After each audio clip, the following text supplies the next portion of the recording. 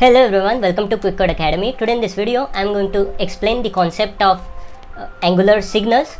So with the help of angular signals you will be able to handle the individual states in angular application. That means if you change any of the value, it will not follow the traditional change detection follow. Instead it will check for the individual states. So without wasting any time, I will show you with the help of examples. So here I am creating one signal. So let's say that signal name is quantity,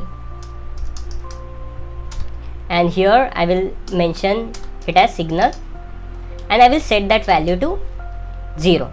Okay, so we have now successfully created our first signal, and how to read that value. So here let me copy paste my code snippet so that you will be able to understand it better. So here if you see, I am not only mentioning quantity like this. Okay, if you want to access the value of signal, you will have to mention this round brackets, otherwise that value won't be visible. Okay, so consider it as a method which returns the value for you. So now if you go to your localhost, then you would be able to see that value. Okay, so now what we will do, I will show you how we can update the value of signals.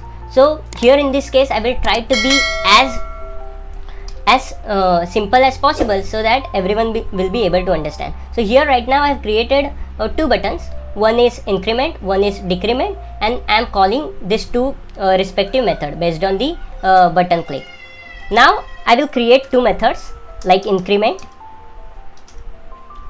and decrement. So here what I am doing, once I will click on increment, I am setting the value which is incremented by 1. So here I am getting the current value of the signal which is 0. I am doing +1. Okay, and for decrement, how I am writing this dot quantity dot set, then I am getting the current value of the signal and I am just subtracting 1. Okay, now let's see it on browser. So here you can see now we have two buttons, increment and decrement. If I am clicking on increment, it is incrementing the value. If I am clicking on decrement, it is decrementing the value. So now the next part is how we can create the derived signal. Okay, and one more thing, so this is not the one way with which you can update the value. Okay, so this is one approach using this dot quantity dot set, but if you are not willing to use this method, then you can also use this dot quantity dot update, and you can write one arrow function which is nothing but x is your current value and you can increment it by 1. Okay, similarly I will copy paste this and I will paste it over here. So there won't be any difference in your end result. I will show you in a minute.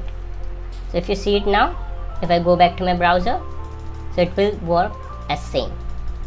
Okay, now let's see one more concept, how we can create the derived signal. Okay, so for that I will mention one more signal as price,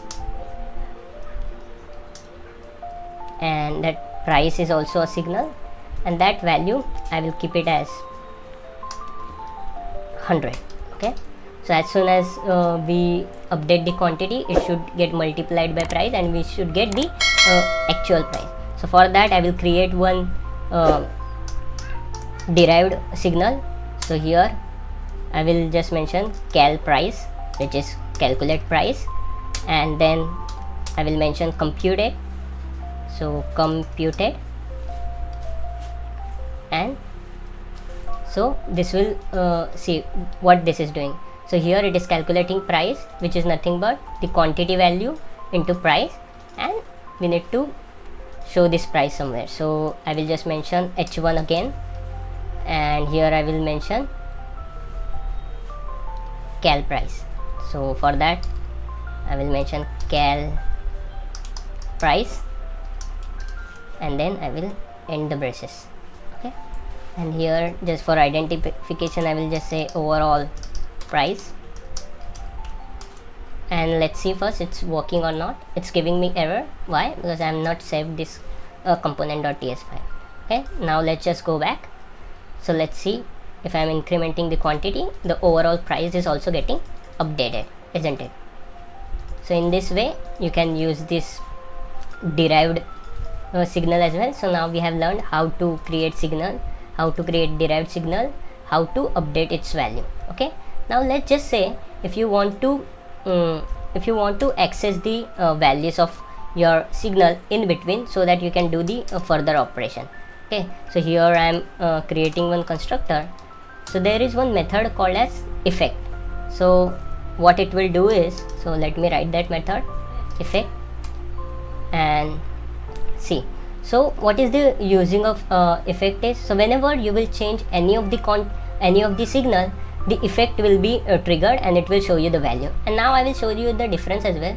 So if you see my console, I will increase the visibility. So see, whenever I am updating quantity, this is getting updated.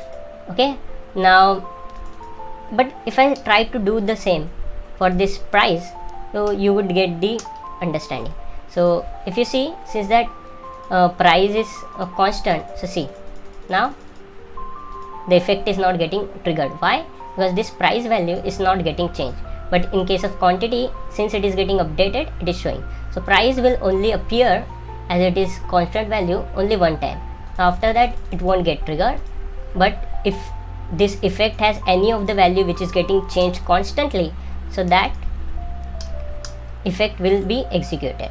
So if you see it now, since our cal price is also getting changed, we are getting the values in effect. So whenever if you want to call any API by accessing the signals and computed value, you can also call it from effect method as well, but make sure that you don't update the values in the effect section, otherwise you may get the errors in your console. Okay, so to summarize this, what we have learned, we have learned how we can create our first signal and how we can display its value like this. Then we have covered how we can update the value. To update the value, we can use this .quantity.set, like set method or update method. And in update method, we can get the existing value like this. In set method, we have to access the signal by calling this quantity and the round braces. Also, we have learned how we can create derived signal by using computed method, and with the help of that we got the we have calculated the new price. And also we have seen if any of the value is getting changed of signal, then this effect will be executed. So I hope everything is clear to you. Like I tried to keep this example simple so that you can easily understand and you can explore on your own. So thank you for watching this video. I hope you like it. Make sure to subscribe to my channel. Thank you.